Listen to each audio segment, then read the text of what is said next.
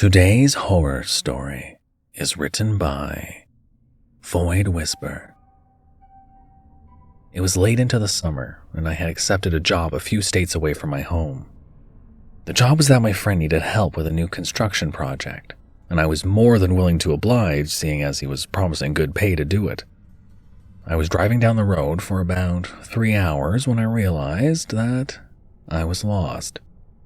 This wasn't the ideal situation, seeing as how not only was I going to be late getting to my friend's place, but I was also running out of gas. That's when I saw something. In the distance, I could see buildings. It was strange. I didn't see a sign for anything for at least 10 miles back, but as I gained up on it, I could see that it was a whole town.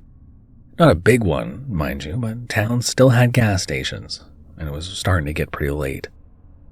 As I drove into the town, I could see some of the townsfolk stare at my car going by. I could tell they weren't expecting me or any visitors. I see some gas pumps and pull up by one of them and get out of my car. That's when I was greeted by an older man. "Hello there, son," he said with a friendly attitude. "I need some gas in my car. And is there a place I can stay for the night?" I didn't want to keep my friend waiting, but it was getting dark, and I didn't want to drive tired. Besides, I still needed directions. "Well, son, there is a motel right across from Town Hall. There you will find a map that can get you where you are going." The man finished pumping gas into my car, and I gave him the money. I was about to thank him for his hospitality when he gave me a solemn look. "Look, son, we don't mind visitors around here, but tonight is a festival and it's for locals only. Just stay in your room between midnight and sunrise, and you will be Jim Dandy." I acknowledged what he said and then began to drive off in the direction of the motel. It was a strange town. No mentioning of it on any map, and I'm pretty sure the town didn't even have a name. Of course, if it did, I already willingly forgot it. Just like everything else, I tried to forget about the wretched place. Driving around town, I couldn't help but notice something strange. Most small towns have churches on almost every corner. I assumed this was a traditional place and would be no exception. But I was wrong. There wasn't a single house of worship of any kind to be seen anywhere. I shrugged it off and pulled into the motel. The receptionist greeted me kindly. "Welcome to the Black Tallow Inn, sir. It will be $10 for a room." The whole room seemed like it was straight out of the 30s, with a record player playing oldies and old patterned furniture. I made my way up to my room and it was humid. I even cracked a window, surprised there wasn't even any air conditioning. Just how outdated was this town anyway? I looked around the room and noticed something when I opened the drawers. No Bible. This place seemed like something out of a ghost story. I was half expecting to go out at midnight and see all the other townsfolk as ghosts. That would have been much easier to deal with than what I saw. Nighttime rolled around and the time on my watch read 11:55 p.m., and I looked out the window to see the townsfolk walking off to a destination. Yes, I know I was told to wait in my room until sunrise, but it was so humid and there was nothing else to do besides satiate my curiosity.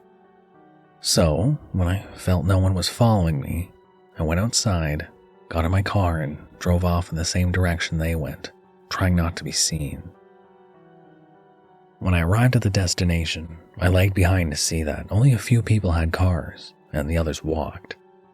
Knowing this, my car would make me stand out, so I left it behind and walked the rest of the short distance.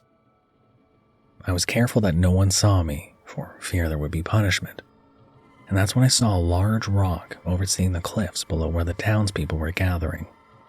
They all walked down some stairs carved into the side of the cliff until they were on a beach below, gathering around the sea. I got onto the rock by the cliff and got a bird's eye view. While still staying out of sight, I could see the ocean, the townspeople, and the sky. That's when I noticed the sky was different. There were more stars of different assortments and colors. The townsfolk had no flashlights or torches. The sky illuminated enough as it was. That's when below I saw a man who I assumed was the mayor of the town stand in front of the crowd ready to give a speech. He gave it in a language I didn't understand. I didn't even have another language to compare it to. It was getting weird. That's when the others joined in, beginning to chant something in unison. I was 90% convinced this was some kind of cult the mayor had made for himself, until the chanting stopped. A roar tore through the sky and the stars above began to spin and shift like a planetarium dome. What the hell was going on? I thought to myself, trying more than ever not to be seen. That's when it emerged from the waters. I say it because whatever it was cannot be described by words. The thing that came out of the water was the arch enemy of logic and reason. Its shape, its color, my brain couldn't fathom any of it. I wanted to call the monster impossible, but it wasn't impossible. It was right before me. I wanted to say it was a dream, but there's no way my brain could make something like the Leviathan before me. Just looking at it triggered the same response one brains has when trying to imagine death or a loss of conscious awareness. My mind screamed and rebelled against seeing the monster. My eyes stung like someone had just thrown garlic powder in them. To avoid looking at the abomination any further, I looked down at the cultists, and the sight was not much better. They were rapturous, stripping off their clothes, dancing with their arms flailing in the air, and other things they were doing were so graphic I don't feel comfortable mentioning it here, mostly because I want to forget all of it. It was like they reverted back to being cavemen, driven mad with hysteria. That's when the monster did the unforgivable and spoke. The way it spoke insulted every sense of my body, except my hearing. It felt like I could drift to sleep hearing the reverberating echoes of its whispers, which seemed to be everywhere at once. My mind was melting in pleasure, while my body felt like it was burning. Looking back on it, the only way I can really describe the monster is like a bad DMT trip, made manifest into one nightmarish aberration. The monster stopped speaking, and I looked down as a young child, the old man from the gas pumps, and two young adult men and women marched into the ocean, disappearing into the currents.